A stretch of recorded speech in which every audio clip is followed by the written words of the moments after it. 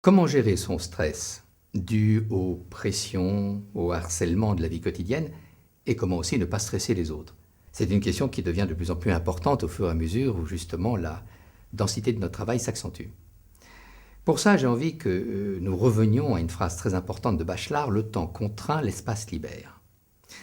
Souvent, le stress va être actionné par des contraintes de temps. Parce que les deux dimensions du temps sont deux dimensions stressantes.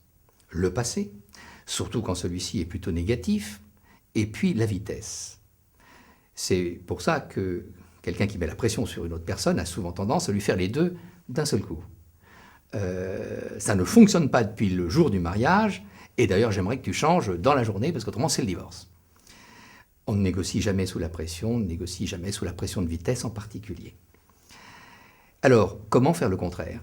Eh bien, d'abord, nous pouvons nous inspirer d'un très bon exemple, qui est la Légion étrangère, qui arrive à booster l'énergie, l'engagement de ces hommes. Pourquoi ? Parce qu'elle contre les deux dimensions négatives du temps. Le passé, on ne veut pas le connaître. Ce que tu as fait, tu l'as fait. Aujourd'hui est un nouveau jour. Tu seras avec nous ce que tu as envie d'être. Et puis, la vitesse, eh bien, il se trouve que chez nous, on marche plus lentement que les autres. Parce qu'on est une troupe d'élite, et que les troupes d'élite, en général, marchent plus lentement, que ce soit les Scots Guards, la Légion étrangère, les montagnards, parce qu'ils savent qu'ils ont souvent one shot et qu'ils n'ont pas intérêt à se tromper, donc ils prennent le temps, avant le virage, de freiner pour accélérer ensuite. Comment essayer de résister au temps dans ces deux dimensions de contrainte ? Eh bien, j'ai envie de vous proposer un outil magique qui est le recours au choix en permanence, parce que le choix, c'est une variante de l'espace, c'est l'espace de choix. Et plus nous ouvrirons sur l'espace de choix, plus nous pourrons habilement contrer le stress par la vitesse, qui est toujours ressentie comme une pression inutile. Prenons quelques exemples. Premier exemple, vous êtes reçu dans le bureau de quelqu'un qui, sans forcément le faire exprès, vous met tout de suite la pression par une phrase du type « Allez, asseyez-vous ». C'est-à-dire un double impératif, une double vitesse. Et en plus, le « aller » a quelque chose d'un peu bovin, c'est « aller les bœufs », qu'on fait souvent au début d'ailleurs, et à la fin d'un entretien. Comment ne pas subir cette pression et bien sûr ne pas en mettre une autre sur son interlocuteur? Eh bien, je vous conseille l'utilisation du choix. Premier mot du choix, le volontiers, qui veut dire de par ma volonté, pas parce que vous l'exigez. Allez, asseyez-vous, volontiers. Virgule. Vous préférez que je m'assoie là ou là? Vous avez ouvert l'espace de choix et en général, dans 9 cas sur 10, l'autre va vous répondre où vous voulez. Il est rentré lui-même dans quelque chose de moins stressant, de plus partenarial. Il vous a renvoyé à un choix d'homme libre. Il a flatté votre humanité, qui se caractérise par le libre arbitre. Prenons un deuxième exemple. Vous êtes conférencier, vous intervenez en fin de convention, après plusieurs autres conférenciers, et bien sûr, comme souvent, le temps a dérapé, et on vous dit, monsieur Aelion, vous êtes le dernier à intervenir, on a dérapé d'une demi-heure, vous n'avez plus qu'un quart d'heure sur les 45 minutes, annoncez-le à votre salle.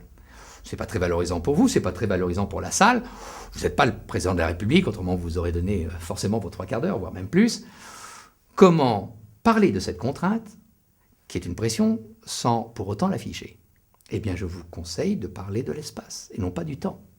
On ne dit pas, puisque nous n'avons que 15 minutes, et d'ailleurs c'est fascinant de voir que des gens qui n'ont que 15 minutes vont perdre du temps à rappeler régulièrement qu'ils n'ont pas le temps, puisqu'il ne nous reste plus que 3 minutes, puisque nous avons encore 1 minute, c'est fascinant, c'est assez dévalorisant. Il vaut mieux au contraire répondre dans l'espace, et non pas dire, nous n'avons que 15 minutes, mais mesdames et messieurs, je vous propose maintenant d'aller à l'essentiel, à la conclusion, aux priorités de cette conférence. Et je dégagerai 3 priorités essentielles, 3 axes de réflexion majeurs. L'essentiel, c'est la quête du sens, c'est donner du sens, c'est l'espace, alors que faire vite, c'est typique des esclaves, où on claque dans les doigts et sont déjà dans la course. Le propre de la sérénité d'une troupe d'élite, c'est toujours le ralenti du pas. Prenons un troisième exemple, vous animez une réunion avec une quinzaine de participants, et puis tout d'un coup, un des participants vous prend à partie et vous fait une double pression. Je vous arrête tout de suite, monsieur Aelion. Répondez-moi d'abord à ce point sur lequel je ne suis pas du tout d'accord. Donc vous voyez, il vous rétrécit l'espace. Répondez-moi, sous-entendu, oubliez le reste de la salle. Et puis tout de suite, vous n'avez pas beaucoup de temps de réflexion. Et c'est fascinant, comme à ce moment-là, nous dérapons. Soit nous lui répondons maladroitement, trop vite, soit nous reportons à plus tard. Je vous conseille une solution intermédiaire, qui est l'ouverture de l'espace. Vous reculez dans la salle, vous regardez l'ensemble de la salle, et vous dites à l'ensemble des participants, que pensez-vous de cette remarque? Est-ce que vous êtes d'accord? Est-ce que vous pensez de façon identique avec tel participant? Alors, deux cas de figure. Soit vous vous dites que face à un contre-leader, il y a souvent un contre-contre-leader. Il y a le vizir is no good. Et souvent, quelqu'un dira non, pas tout à fait. Mais prenons le cas le pire. Vous constatez que tout le monde dit je suis d'accord avec mon collègue. Donc vous dites j'aurais pas dû faire l'outil. Non, au contraire, mais continuez dans l'espace de choix. Ouvrez encore plus l'espace. À ce moment-là, qu'est-ce que vous faites?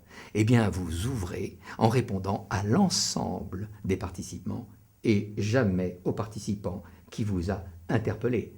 Vous en faites une règle commune. Vous êtes dans l'animation d'une réunion collective. Vous pouvez même vous payer le luxe de tourner légèrement le dos à celui qui a initié cet incident et de parler en ouvrant votre gestuelle à l'ensemble de la salle.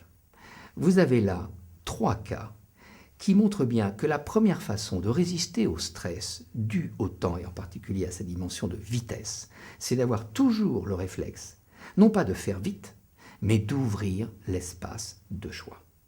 Ça assurera votre humanité et l'humanité de vos interlocuteurs. D'ailleurs, pour eux, le mot le plus mobilisateur et respectueux, qui permet d'ailleurs de concilier l'exigence et la tolérance, c'est le voulez-vous.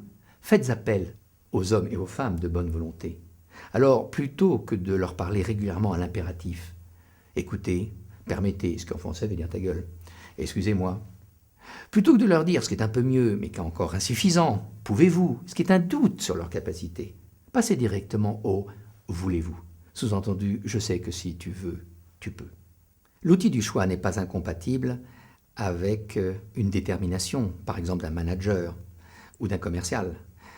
À tout niveau de contrainte que vous aurez, je vous conseille de faire un sous-niveau de liberté dans l'acquisition de la contrainte. Par exemple, je suis en contrainte avec ma petite fille, je mets la pression en lui disant « fais-moi un dessin ».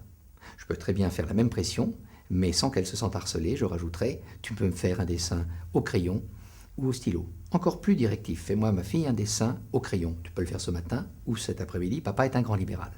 Autrement dit, avoir un niveau d'exigence élevé est compatible avec une stratégie non stressante, à condition de proposer toujours un espace de choix. Pour citer Mendes France, gouverner, c'est choisir. Se gouverner, c'est se mettre face à des choix. Gouverner les autres, c'est les mettre face à des choix, c'est-à-dire les rendre acteurs, quelqu'un qui a une marge de manœuvre. Merci de votre attention et je vous dis à bientôt.